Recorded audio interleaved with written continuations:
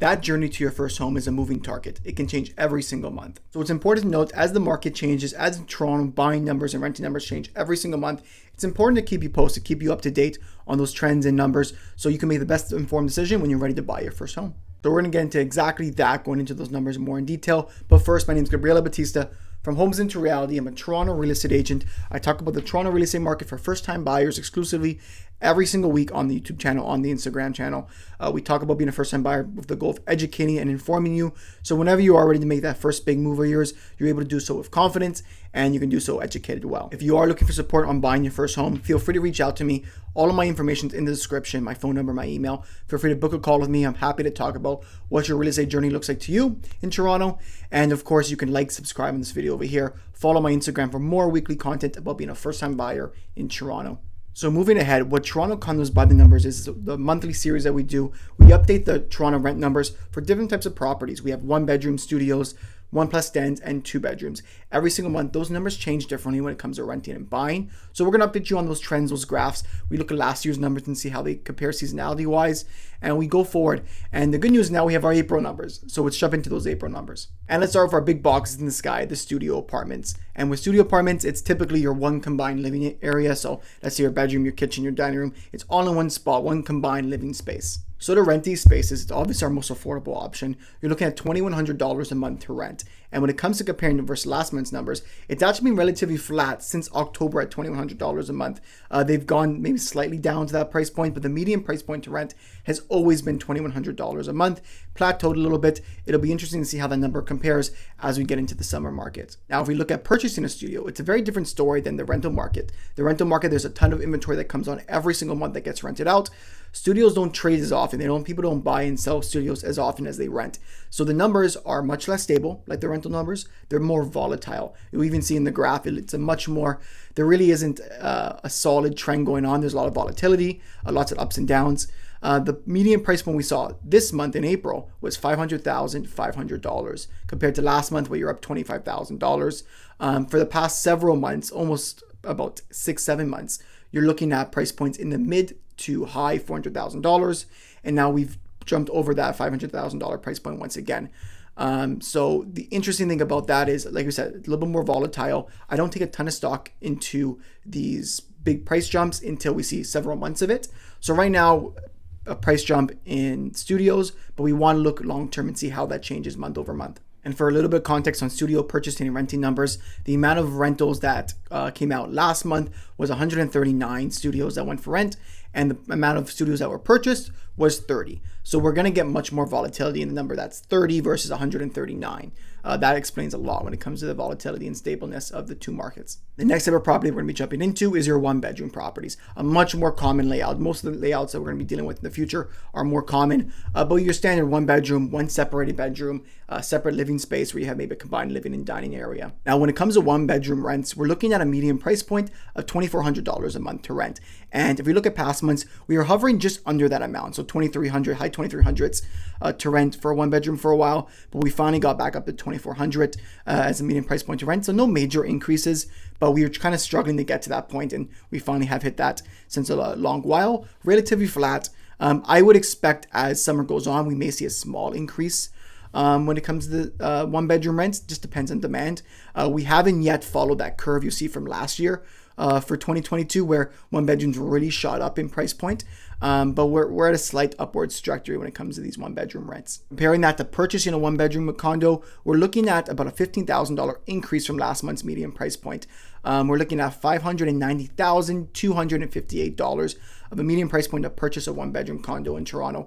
Again, up about $15,000 where we were at $576,000 last month in March. Now in April, we're up that amount. When we look at the graphs, it's interesting because we're seeing a slight upward trajectory even from January. We're slowly going up every single month. Again, with it being the busiest time of the year in April and in March, that makes some sense. Typically, I wouldn't expect this upward trajectory to go all the way up to the end of the year. It probably will steady out as we get into the summer months, but we have seen some increases. That's fairly normal. Moving on to your 1+ dens, and what I typically call this is one of my favorite bang for your buck layouts.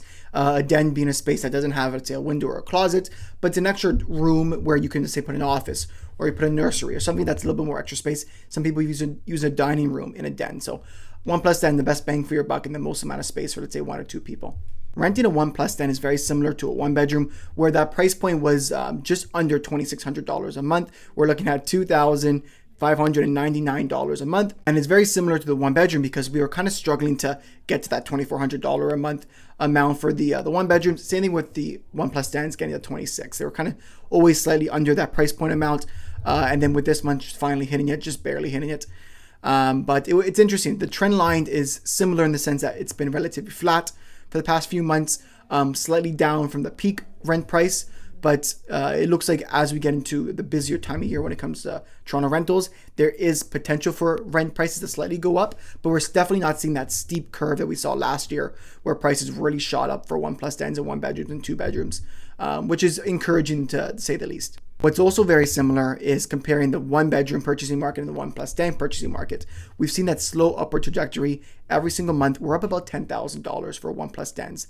And that median price point to purchase a 1+ den in April for Toronto is $658,931. So again, slightly up about $10,000, which is expected because it is, again, a busiest time of year when it comes to Toronto real estate.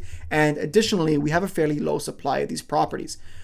So we haven't seen the same increases we saw, let's say, in past years. So it's nothing, in my opinion, is alarming, but we're seeing a typical busy market have prices get tightened up a little bit and get pushed up.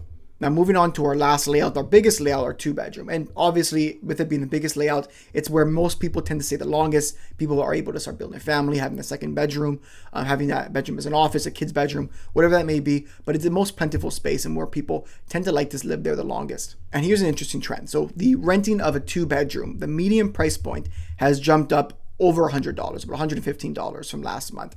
We're looking at a median price point to rent a 1-bedroom in Toronto at $3,138 a month. And that's a jump from last month, which was $3,025 a month.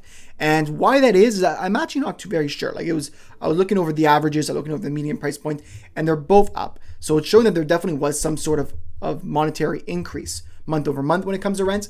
We'll see what happens long term, but there definitely has been an increase in that 2-bedroom rent. Ironically, if there was a huge increase in the renting numbers of a 2-bedroom, would there be that same increase when it comes to the purchasing numbers? The answer is no.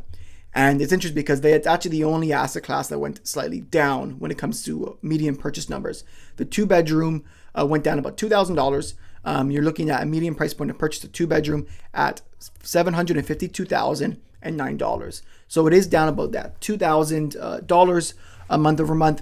And it's interesting because the rent jumped up so much, but the purchase numbers came down. And why that is, we'll see what trends show over the next few months to see if there's anything significantly changing. But it's encouraging news for people who want to buy a 2-bedroom because it gets them, the market's fairly stable. But again, when it comes to condos by the numbers, we never look at just the month over month numbers. We like to look over the long-term trends.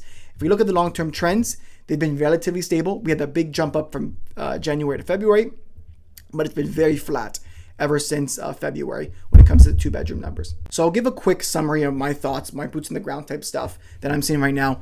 It feels like this is going to be very similar to last month, and you maybe put the 2 videos side by side, I'll be seeing the exact same thing.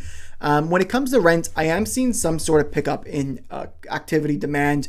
A lot of the properties I'm going into are multiple offers. Not all of them, but some of them are.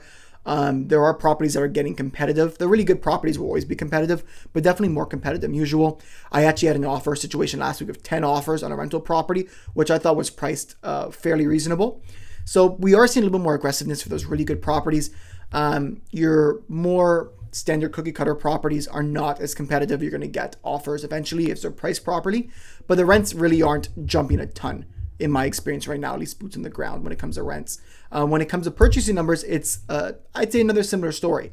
I'm not seeing as much competition.